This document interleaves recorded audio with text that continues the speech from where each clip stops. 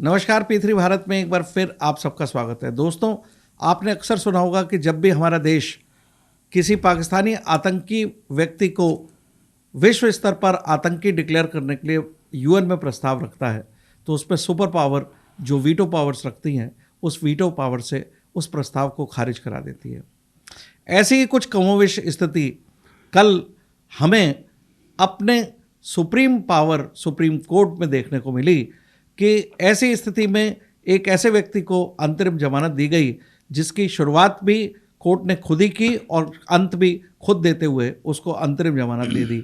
एक बहुत बड़े आश्चर्यजनक स्थिति है कि मुझे लगा कि हमारे देश में भी वीटो पावर वाली एक शक्तियां हैं जिनको हम न्यायपालिका कह रहे हैं।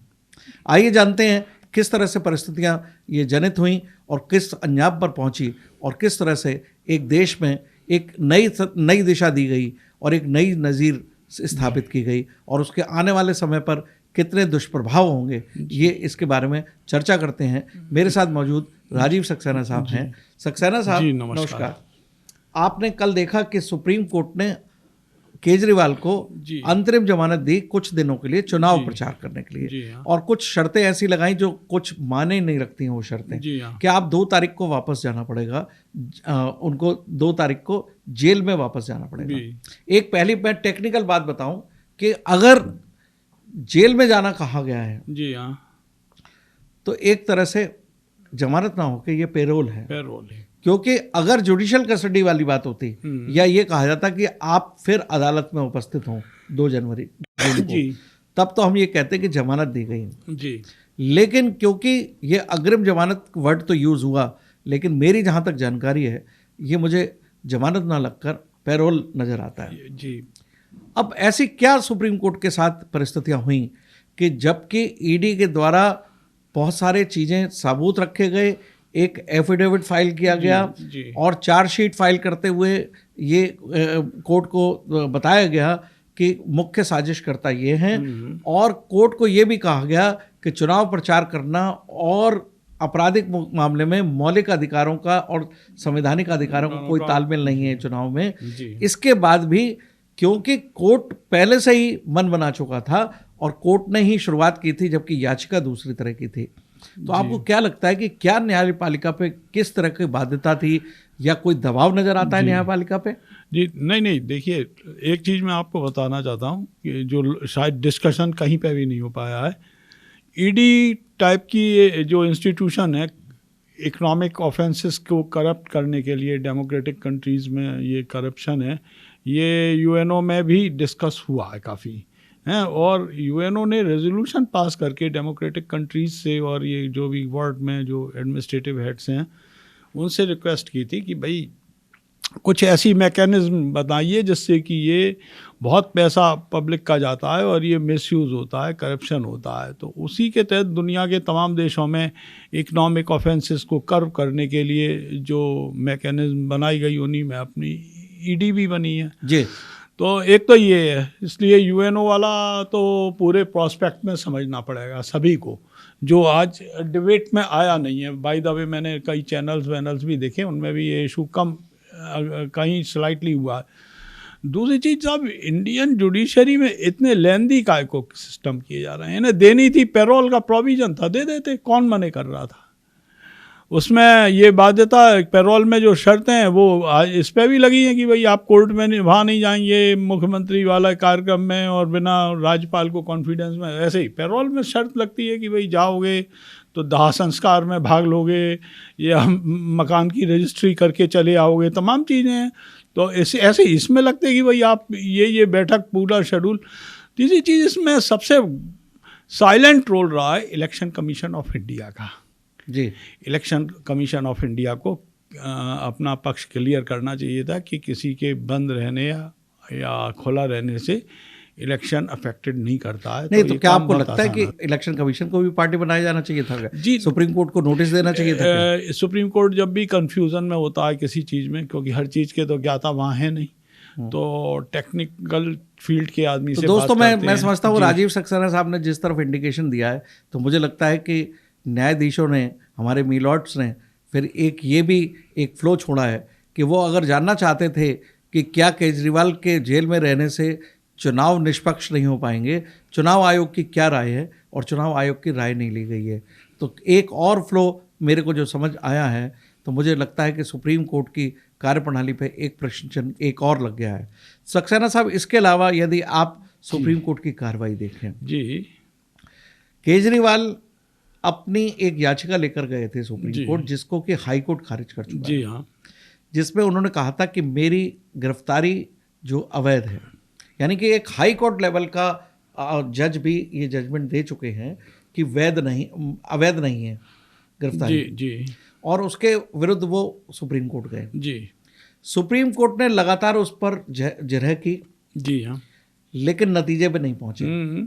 जब नतीजे में नहीं पहुंचे, इसका मतलब ये कहता है कि सुप्रीम कोर्ट भी इस बात को कहीं ना कहीं ये बात दबाव में महसूस कर रहा था कि गिरफ्तारी के मामले में तो याचिका बनती नहीं है जी। लेकिन मुझे बड़ा ताज्जुब हुआ कि सुप्रीम कोर्ट, मैंने पिछले एपिसोड में बोला था कि सुप्रीम कोर्ट ने इस मुकदमे को एक नई दिशा दे दी और सुप्रीम कोर्ट ने खुद पहल की जी कि क्यों ना अंतरिम जमानत के लिए विचार किया जा सकता है। ये बहुत ही आश्चर्यजनक बात है और मैं समझता हूँ कि जो असीमित शक्तियाँ, जैसा कि मैंने कहा है कि वीटो पावर्स की तरह से इस्तेमाल की गई न्यायपालिका के द्वारा, कि जिस याचिका अंडर कंसिडरेशन नहीं है जी, अगर उससे लिंक कोई बात होती, कुछ काउंटर एफिडेविट होता या काउंटर क्वेश्चन होता, जैसे कि आपने कहा कि चुनाव आयोग से भी पूछा जा सकता था कि जिस तरह से याचिकाकर्ता प्ली ले रहा था, और ये प्ली भी नहीं लिया गया, याचिका के द्वारा याचिकाकर्ता के द्वारा अपील भी नहीं की गई जमानत के लिए। जी जी जी, ये जमानत भी खुद ही इनिशिएट करवाई गई जी।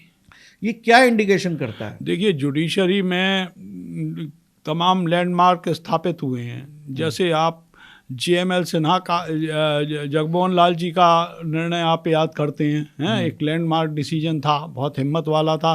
वो हाई कोर्ट के जज थे, पर आज सुप्रीम कोर्ट, क्या इंटरनेशनल कोर्ट्स तक में वो डिस्कस होता है। ऐसे ही जस्टिस PN भगवती का भी एक इम्पॉर्टेंट रोल था जुडिशरी को दिशा देने में। अब इस टाइप के कैलिबर वाले लोगों की कमी तो लगती है। तो क्या कॉलेजियम सिस्टम, जिसका नाम मैंने आज आप सबके सामने रखा है कि जिस तरह से UN का सुपर पावर है वीटो पावर्स, उसी तरह से मुझे लगता है हमारे देश का कॉलेजियम भी वीटो पावर की तरह से कार्य कर रहा है।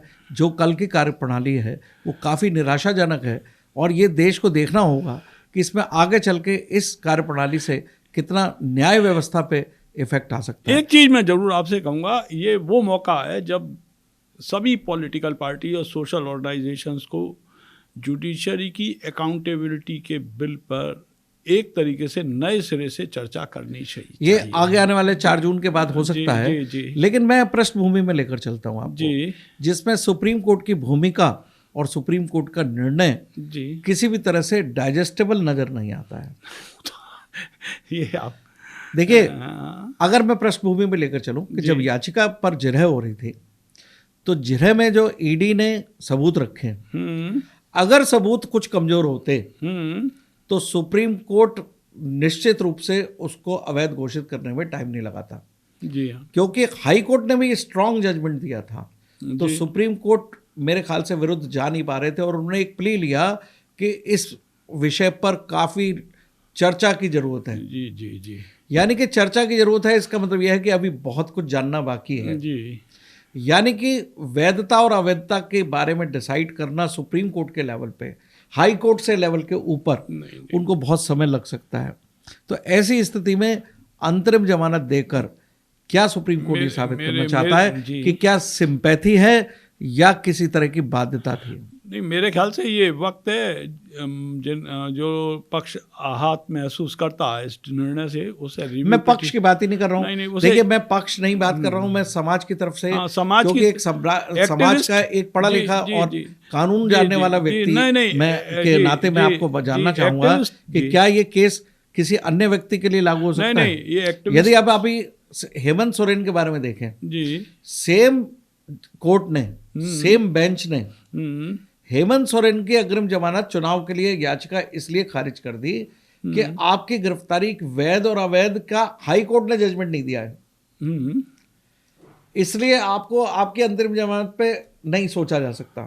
तो ऐसे ही जबकि हाई कोर्ट यहाँ पर जजमेंट दे चुका था और जजमेंट देने के बाद याचिकाकर्ता ने वैध और अवैधता की याचिका को चैलेंज किया था जजमेंट को, ना कि अंतरिम जमानत रखने के लिए। जी देखिए, मैं एक चीज़ कह रहा हूँ, आने वाली संसद जो भी होगी और बहुमत की भी होगी, वो भी इस पर रिव्यू नहीं कर सकती। पब्लिक रिव्यू हो रहे हैं, खूब जम के हो रहे हैं।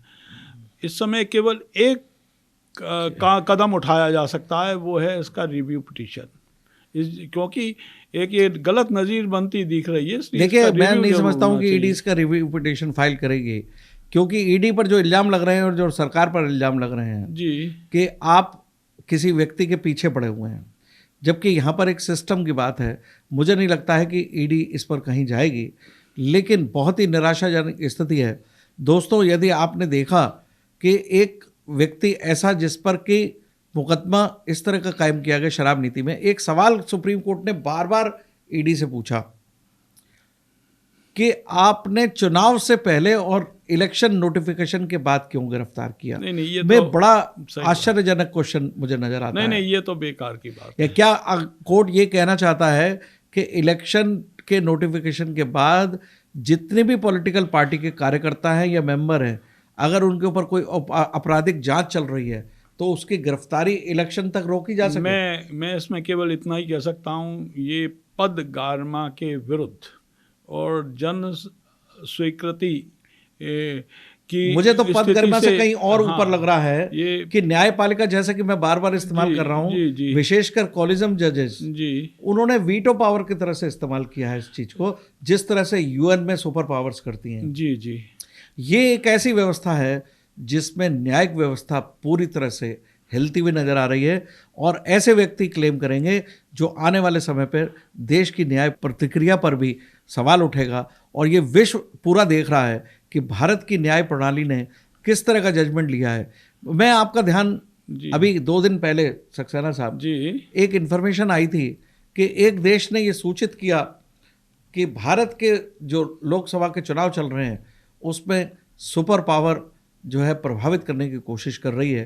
तो दोस्तों, मुझे ये प्रश्न भी, जो विश्व स्तर पर ये न्यूज़ आई है, इस प्रश्न में, इस सारी पृष्ठभूमि पे उस सूचना का भी कहीं ना कहीं कुछ प्रभाव मुझे नज़र आता है कि क्या सुप्रीम कोर्ट के जजेस पर किसी तरह का कोई बाहरी दबाव था, या किसी को प्रेशराइज करके या किसी को फेवर करके एक ऐसा काम सुप्रीम कोर्ट के जज ने किया है जो शायद वो उनको खुद भी नहीं बहा रहा होगा। जी ऐसी स्थिति में विचारणीय प्रश्न है कि क्या न्यायिक जो व्यवस्था है उस पर हमारे देश के संविधान को और हमारे देश की संसद को फिर से रिव्यू करने की ज़रूरत है। जैसे कि सक्सेना साहब ने कहा कि पूरी पॉलिटिकल पार्टीज़ को नए जुडिशियल अकाउंटेबिलिटी एक्ट को भी लाना चाहिए कि एक केस में एक ऐसा सवाल पूछा गया, नवंबर 22 से केस चल रहा है, तब तक आपने इनकी गिरफ्तारी क्यों नहीं की। मेरे सामने, न्याय प्रणाली के सामने एक प्रश्न चल रहा है कि आप 5 साल तक किसी को न्याय प्रणाली में रखते हैं और उस पर केस चलाते हैं और 5 वर्ष के बाद उसको फांसी की सज़ा सुनाते हैं, तो क्या आपके ऊपर भी ये इल्ज़ाम लग जाएगा कि चुनाव की प्रक्रिया को रोकने के लिए उसको फांसी की सज़ा आपने पहले क्यों नहीं दी। ये एक ऐसी व्यवस्था अपने ऊपर, न्यायिक व्यवस्था ने, न्यायिक प्रक्रिया ने अपने ऊपर भी एक काउंटर क्वेश्चन बना दिया है कि वो भी एक लंबी व्यवस्था के अंतर्गत किसी व्यक्ति के बारे में निर्णय ले पाते हैं, उसके बारे में न्याय कर पाते हैं। और एक तरफ ईडी जब पिछले 1-1.5 साल से जांच कर रही है और उस जांच के कड़ी में उन्होंने कई लोगों को गिरफ्तार किया, जब गिरफ्तारी से लिंक खुले तो नवंबर 2023 से केजरीवाल के ऊपर सम्मन किए जा रहे थे।